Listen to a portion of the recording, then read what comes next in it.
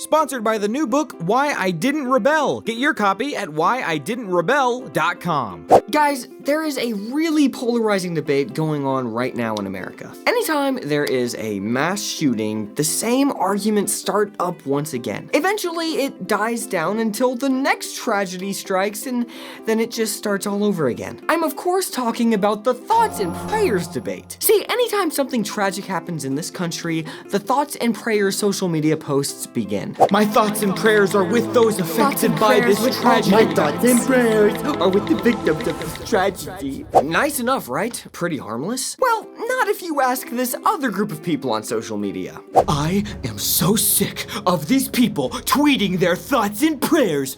That's not helping! People are still dying while you sit around wasting time praying. So maybe you should actually do something instead of just tweeting these empty platitudes! Send. Oh no, I misspelled platitudes. Oh, but it already got a retweet. Oh, shoot! Who knew thoughts and prayers could be so controversial? Of course, we all know what these folks mean when they say that we need to actually do something. They mean we need to use the coercive power of government to try and solve the problem. So, ironically, both groups are making an appeal to old, white-haired men. See, when bad things happen, your brain needs something to help it restore order, sanity, peace of mind. So some people restore that sanity by making an appeal to a higher authority. Lord, please fix everything ever. Amen. While others also make an appeal to a higher authority. Excuse me, what are you gonna do about that tragedy? I don't think I really want to live in a world where that kind of thing can happen. I mean, I don't want more power, but I'll take it if you insist. So, to the folks out there complaining about the lack of action on the part of the thoughters and the prayers, the TPers, are you really any better than they are? I mean, you just want someone else to fix your problems too, right? You're not planning on doing anything other than posting online about it, so just chill. Okay? Look, I'm not trying to be mean here. I'm just trying to send good and positive vibes your way. Just go easy on them, okay? The TPers are just trying to cope in the best way they know how. Wow, Jordan, thank you for actually standing up to persecution for once and being on our side. Well, hang on. The thoughts and prayers crowd aren't off the hook quite just yet. Because make no mistake, whatever your response is to the tragic things happening in the world, you're doing it for you. When you tweet your thoughts and prayers, all right, that doesn't do anything other than make you feel better about yourself.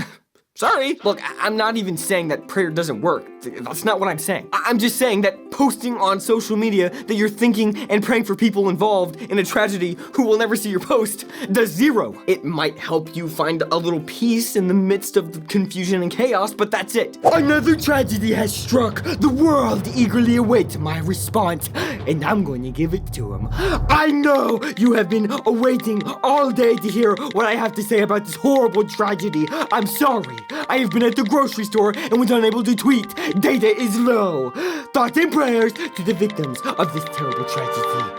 Oh good, Big Head Kid tweeted his thoughts and prayers. Phew, good. I was wondering what he was gonna say. Yeah, he said thoughts and prayers. Good. See, my worry is that everyone is more interested in looking good and feeling better than they are in actually doing things to make the world a better place. Because all the thoughts and prayers tweets, all the legislation we're demanding be passed, none of it appears to be working. Did you hear about the homeless crisis in this country? Thoughts and prayers for those affected. Oh, please, we don't need your religious mumbo-jumbo. That's not gonna help anything. What we need is legislation. Thoughts and prayers. Legislation. Thoughts and prayers. Legislation. Thoughts and prayers. Legislation! Here's the hard truth. Most bad things that happen in the world, you can't do anything about them. You could devote your entire life to trying to stop some awful thing in the world, and that thing would probably still continue to happen. The world is a big place with a lot of people in it, and you're just a little dot, a tiny little dot. But I've got some good news, okay? It's not all bad. There are tiny little dots all around you, too. These are your friends and family and neighbors and people in your community. These are the people who you can actually affect. Like face to face. I'm sure God will be along shortly to fix this for you. This is such an injustice. I'm tweeting about this day and night, okay? I'm so close to getting it trending. We'll get this fixed for you.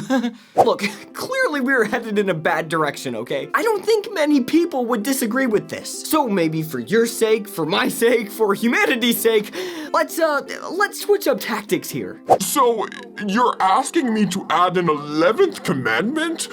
About gun control? Actually, let's make it the second commandment, if you don't mind. No. When I said switch tactics, that's not what I meant. Father Cop, please fix all the problems in the world through the use of violence or the threat of violence. In SWAT's name, amen. Finally, some kneeling I can appreciate. You know what? I don't know. There's no hope. Stay tuned for a scene from our next episode. Hey guys, our friend Rebecca has written an intriguing new book called Why I Didn't Rebel. A 22-year-old explains why she stayed on the straight and narrow and how your kids can too. It contains the stories of 25 young adults, and it also includes a ton of social science research designed to figure out what makes kids not rebel. Rebecca found that not all kids will rebel, and that there are ways to make it less likely. If this all sounds interesting to you, I highly suggest you head on over to whyididn'trebel.com.